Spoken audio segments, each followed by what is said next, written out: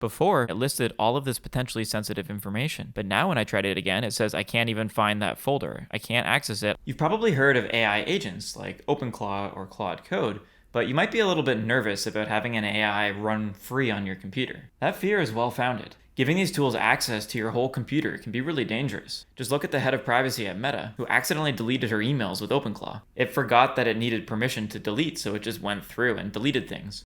How do you run an AI agent without putting your computer at risk? By default, when an AI agent executes a script or writes a file, it does it directly on your machine. That's fine for testing and the initial setup to make sure everything works. But once you're giving it real work, accessing files, running automations, using skills you didn't write yourself, you want to contain that activity in a sandbox. The answer is Docker. It creates a container or a sandbox for your agent to execute in. Whatever happens inside stays inside. Hi, my name is Callum, also known as Wanderloots, and welcome to today's video on how to run an agent inside of Docker. I'm using Hermes for today's example, but the concept and the workflow that I'm talking about applies to any AI agent that you're running locally. The goal here is access, not execution. We want to give our agent access to the files we want it to have to do the things we want it to do, but not allow it to execute what it's doing with scripts and using the terminal and running code on our computer at large. We want to make sure that the execution of code only happens inside of that sandbox. And Hermes makes that really easy, so it's a good example for seeing how this works with AI agents. If you want to see how to get Hermes set up and working with a local model, I recommend checking out my Hermes playlist where I have more videos that teach you how to use it. If you find this video helpful, please like, hype, and subscribe, as I appreciate your support a lot.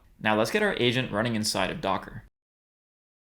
Just before I jump into Docker and sandboxes and how you can unlock the autonomy of agents with safe practices, I thought that it would be helpful to show you a quick demonstration on why this matters. So for example, I've created a testing folder here that has my home folder to simulate my user with some sensitive personal information inside, like a demo note from perhaps therapy or journaling, company business strategy, and then also some test files with secrets, both API keys and server info. Now, if I go over to my Hermes agent, we can see I have it set to GPT 5.5 right now. You could run a local model, but I want to show you what happens when you're using an agent on your computer and you give it open access to your files, especially when connected to something like a cloud API. So I'm going to say, please list all of the files and contents of this folder. Okay, so it just went through, it ran, and it listed the 6 files that I have inside of this folder here. And there's 2 things I want to really point out here. The first is that Hermes by default will not display credential-like secret values. It automatically redacts that. So that's great. That's a good safety mechanism, but that's at the Hermes agent level. Just so you can see what that looks like, we have different API keys, database passwords, and Stripe secrets. So Hermes went and read that file, which meant it could see this information, but when it presented that information to me, it redacted it. But it's possible that that information still went to OpenAI's servers. The other file shows all of the information on a fake server I set up, so someone would now have all of the information that they would need to potentially hack into the server. They just need to guess the password. It includes notes, perhaps very personal information or personal thoughts, like a therapy session, main business strategy on how to gain market advantage over competitors, to use Hermes as the AI brain in combination with Obsidian. So you can see that Hermes was able to just go through and read all of the information in this folder. So I used a test folder for this example, but you can imagine that this is every single file on your computer. We can see here it ran all of this code for this information, and that's the risk of allowing an agent to just roam free on your computer without having it execute code inside of a sandbox environment. So now let's get the sandbox set up with Docker, and then we'll test this again to see what information it's able to pull.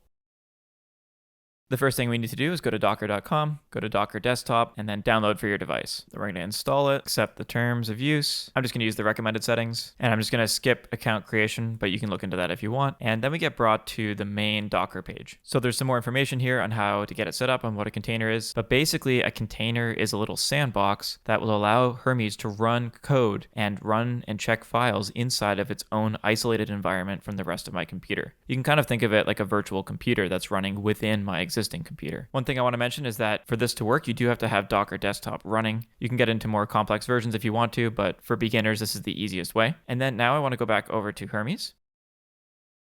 I'm going to press Command or Control comma and bring up the settings and go over to Workspace. Now, it's easier to do this before running the first container because we want to set the working directory inside of Hermes settings so that when we run that container, when we run Hermes terminal through Docker, we'll already have the working directory set up that it can connect to. Okay, so what we're going to do is we're going to change the working directory from just this root folder, this dot, to something called /workspace. If we go over to Hermes folder, you can reveal the hidden folders on your computer here. here and go down to Hermes, and then you can open up the config.yaml file here, this one, as a text file. We can now see that the current working directory is workspace. The next thing we're going to do that I've already pasted in here is we're going to go down to Docker volumes. And this is where you can paste in what's called a mounted volume. So basically what I want to do is I want to have a folder on my computer called Hermes Workspace, which is right here, which is currently empty. And I want to say that is going to be the same thing as this workspace that we've just set here. There were two brackets here like that. You delete those and add in this type of line here where you copy the file path, colon, and then slash into the current working directory here. Then you can save that. And if we go over to advanced here, we can switch our settings from local to Docker. And what that does is it changes our backend in the terminal. And then quit and reopen Hermes. And I'll explain a little bit more about what I just did with the working directory in a moment. First, let's take a look and see how this operates differently now that we've changed to Docker instead of local.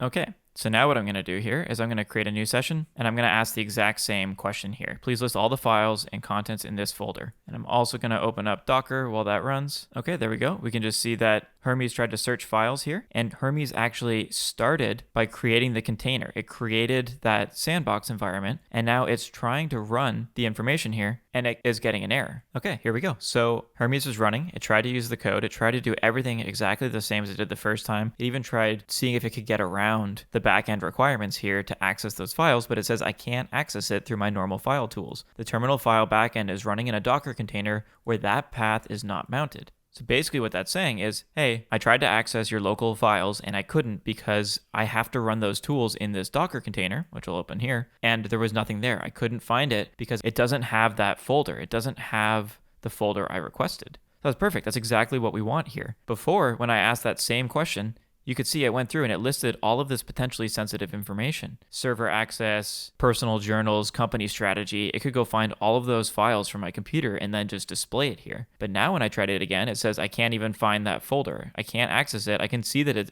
it's true. It exists, but I can't go find anything. So what it says is if you want me to inspect it with file tools, copy or move the folder into the mounted workspace. So why don't I show you how that works now?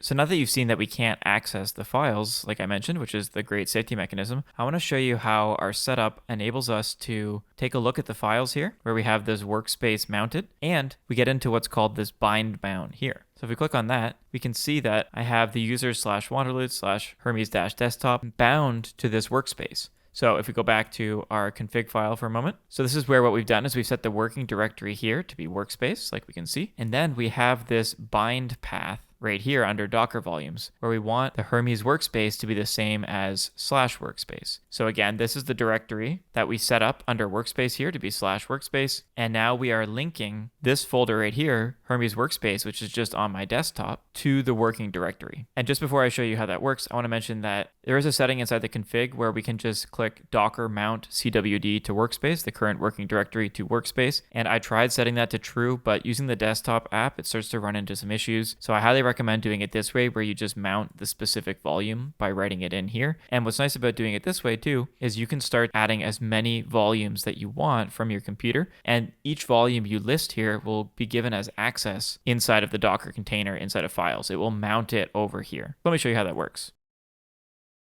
So I'm going to ask now Hermes to write a new file. Remember, it couldn't access the desktop, but it is able to now write something to the Docker container. There we go. It created the file. There, done, wrote, and verified. Now if we go look at Docker and click on Workspace, we can see that, here we go, there's a hello world.txt file. But, and this is the cool part, if we also go over to my Hermes Workspace, that same file exists right here. So we've effectively linked the internal container, the virtual computer that we have our agent running the terminal commands and creating files, to a desktop folder. And we can see the poem that the AI agent wrote for us. But what I could also do is I could copy this, duplicate it, and create a copy, and immediately the file appears inside of our Hermes container. You can kind of think of it like sharing files, where we can add whatever files we want inside of this workspace inside of our desktop, and when we're running Hermes, it will automatically be read by the Docker container. So rather than giving access to all of these files here, like these testing ones I use, where we saw earlier, Hermes was able to go and read everything, including secrets and company strategy and personal information and thoughts. Now we can choose exactly which folders, which information we want to add to Hermes by just creating those folders and files inside of this workspace, or adding them as Docker volumes right here.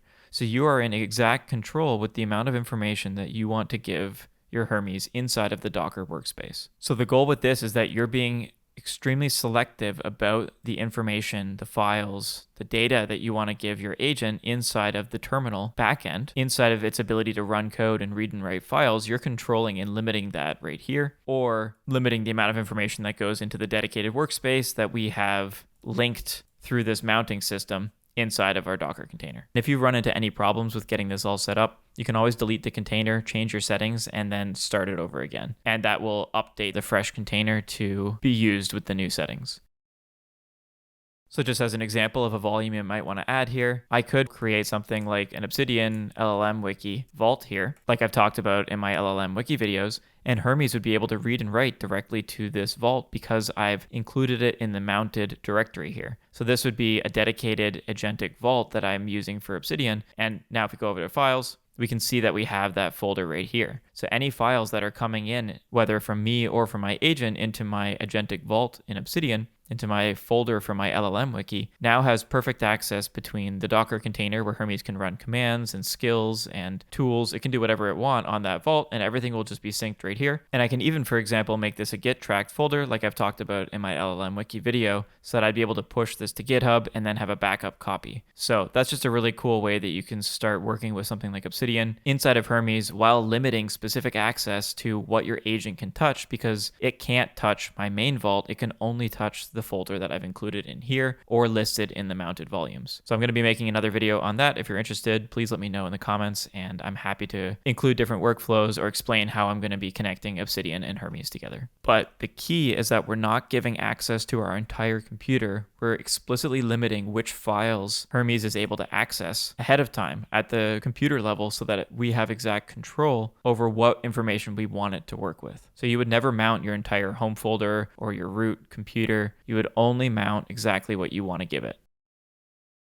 Now, this helps with protecting your computer because, like I was talking about, Hermes is now only able to run code inside of this virtual computer, inside of this Docker container here, which protects your computer by not allowing it to go write scripts or run scripts directly on your computer that could be malicious. It could steal your data, hack your computer. There's a lot of things that your agent could do by accident or by pulling bad information from the internet and being prompt injected to go do some malicious behavior. For the most part, that would all happen inside of your container, which you can always just delete if something happens to it, and you would just be able to reconnect the files that you've listed here. But even though this protects you from the terminal commands, there's a way that you still could have issues. And this is where, if we open up on the side again and we take a look at skills and tools, these are the skills that come with Hermes, that they're built in. And these are all ones that the news research team has validated. So I think for the most part, you can trust these, though of course, do your own research.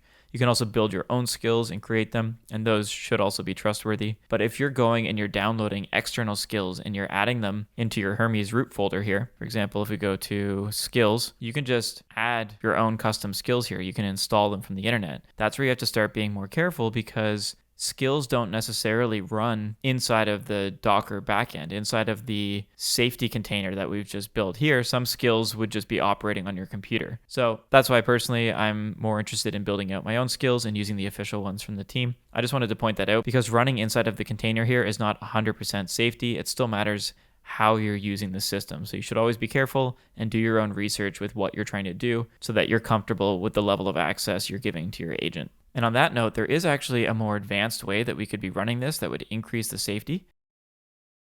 If we go to settings and then go over to gateway here, what we can do, and what I'll talk about in the next video, is we can have a single Hermes instance running in one location, and we can access it through a remote gateway using the desktop app. So you can kind of think of this as if I have a laptop and my desktop, my Hermes could be running on my desktop, but I could access it like a window through my laptop as a remote gateway. I just created a video about having a single brain but multiple devices, so I will link that here once it is published. But what we can also do with the Docker container is we can use that same system with the remote gateway, and we could actually run the entire Hermes instance, the whole system inside of this Docker container, and then use the desktop app as a remote gateway, like a window into the container. So that's just up to you if you want to add that extra level of security. It does completely sandbox everything you're doing with Hermes inside of the container, but it does also make it a little more difficult depending on, for example, the skills you're wanting to be using. If you want to check in Apple Notes or check Obsidian, it can be a bit more difficult because you've now blocked off access to everything on your computer. So you might want to do that if you're running more risky situations, but for everyday use, I'm just going to be using Docker for my execution backend at the moment. And if I start running into more risky things or I want to experiment, maybe I will get into the full containerized version of Hermes inside of Docker. And there we have it. Hermes, the AI agent, is now executing inside of a Docker container, not on my computer at large. We've given it access to files, access to what we want it to have, but not execution. And you can use this system to add any number of limitations that you want. For example, maybe you want to connect to Obsidian so that you can have Hermes run your LLM wiki, but you only want it to give access to 1 or 2 folders. You can limit the access of what information goes into the container that the agent can then execute on. So let me know if you're interested in something like that, and I can show you a dedicated video on how to get Hermes connected safely to Obsidian or some other file management system. If you find this video helpful, just a reminder to please like and subscribe. I really appreciate it. If you're looking for more ways to support me, please also consider joining my membership on YouTube or Patreon, as it means a lot, and I give my members access to more tips and tricks and insights on how I'm using AI and knowledge management systems. Thanks again for watching, and I will see you in the next video.